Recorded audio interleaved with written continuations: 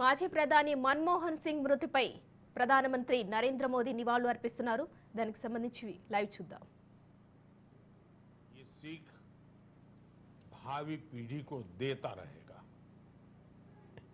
एक नेक इंसान के रूप में, एक विद्वान अर्थशास्त्री के रूप में और रिफॉर्म्स के प्रति समर्पित लीडर के रूप में उन्हें हमेशा याद किया जाएगा। एक अर्थशास्त्री के रूप में उन्होंने अलग अलग स्तर पर भारत सरकार में अनेक सेवाएं दी। एक चुनौतीपूर्ण समय में उन्होंने रिजर्व बैंक के गवर्नर की भूमिका निभाई। पूर्व प्रधानमंत्री भारत रत्न श्री पीवी नरसिम्हा राव जी की सरकार के वित्त मंत्री रहते हुए उन्होंने वित्तीय संकट से घिरे देश को एक नई अर्थव्यवस्था के मार्ग पर प्रशस्त किया। प्रधानमंत्री के रूप में देश के विकास में और प्रगति में उनके योगदान को हमेशा याद किया जाएगा। जनता के प्रति, देश के विकास के प्रति उनका जो कमिटमेंट था उसे हमेशा बहुत सम्मान से देखा जाएगा। डॉक्टर मनमोहन सिंह जी का जीवन उनकी ईमानदारी और सादगी का प्रतिबिंब था। वो विलक्षण सांसद थे। उनकी विनम्रता, सौम्यता और उनकी बौद्धिकता उनके संसदीय जीवन की पहचान बनी।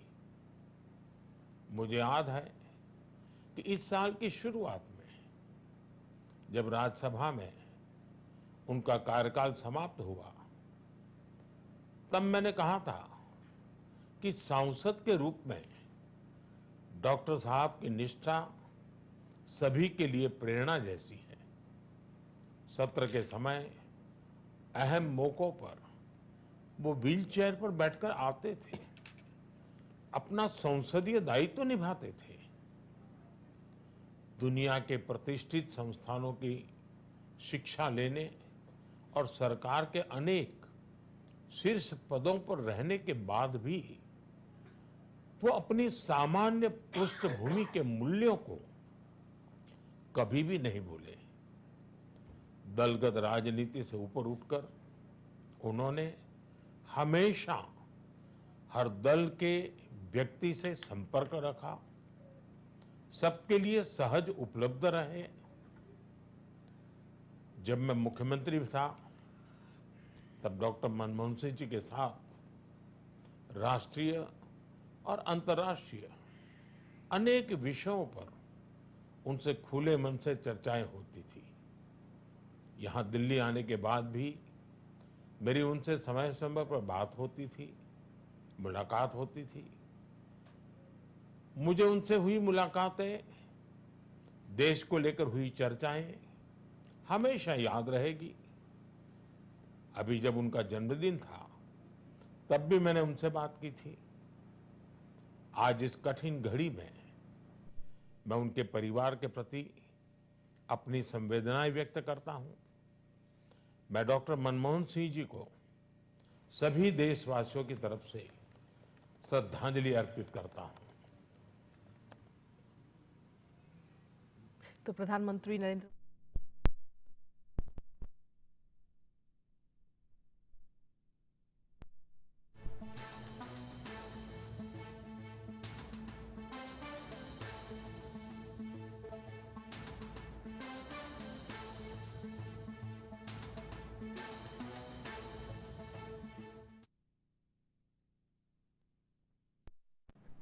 కేంద్ర కేబినెట్ కాసేపట్లో సమావేశం కానుంది. మన్మోహన్ మృతికి మంత్రివర్గం సంతాపం తెలపనుంది. ఇప్పటికే 7 రోజుల పాటు సంతాప దినాలు నిర్వహిస్తున్నట్లు కేంద్రం ప్రకటించింది. ఇవాళ జరగాల్సిన అధికారిక కార్యక్రమాలు అన్ని కేంద్రం రద్దు చేసింది. అటు 7 రోజుల పాటు పార్టీ కార్యక్రమాలను కాంగ్రెస్ పార్టీ రద్దు చేసుకుంది.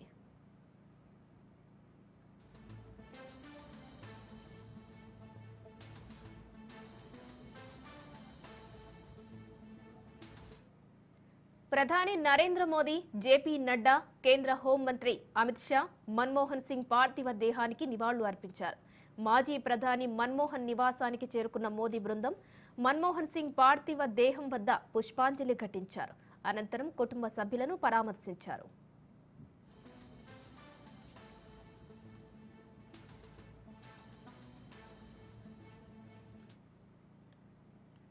మాజీ ప్రధాని మన్మోహన్ సింగ్ అంత్యక్రియలు రేపు జరగనున్నాయి. రాజ్ఘట్ దగ్గర మన్మోహన్ అంతిమ సంస్కారాలు నిర్వహించనున్నారు.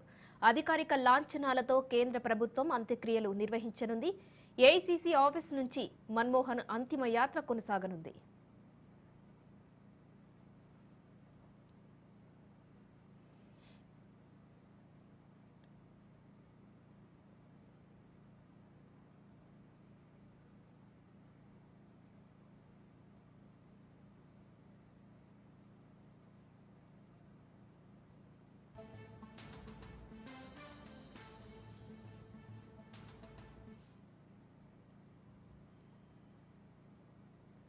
ప్రస్తుతం మన్మోహన్ నివాసంలోనే ఆయన భౌతిక కాయం ఉంది.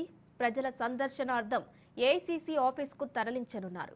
రేపు ఉదయం 8 నుంచి 10 గంటల వరకు ఏఐసీసీ ఆఫీసులో భౌతిక కాయం ఉంచనుంది. మన్మోహన్ కుమార్తె అమెరికా నుంచి భారత్కు చేరుకోనుంది.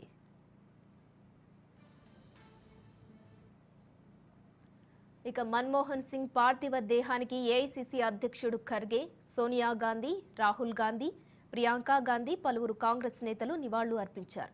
అలాగే రాష్ట్రపతి ద్రౌపది ముర్ము, ఉపరాష్ట్రపతి, ప్రధాని నరేంద్ర మోదీ, లోక్సభ స్పీకర్, కేంద్ర మంత్రులు మన్మోహన్ సింగ్ మరణం పట్ల సంతాపం వ్యక్తం చేశారు.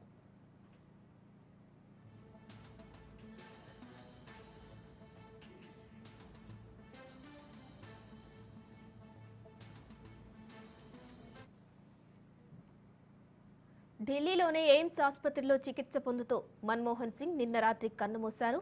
92 ఏళ్ల మన్మోహన్ సింగ్ ఆరోగ్యం తీవ్రంగా విషమించి ఊపిరి తీసుకోవడం కష్టంగా మారడంతో హుటాహుటిన ఎయిమ్స్లో చేర్పించారు. ఆసుపత్రిలో చికిత్స పొందుతూ తుది శ్వాస విడిచారు.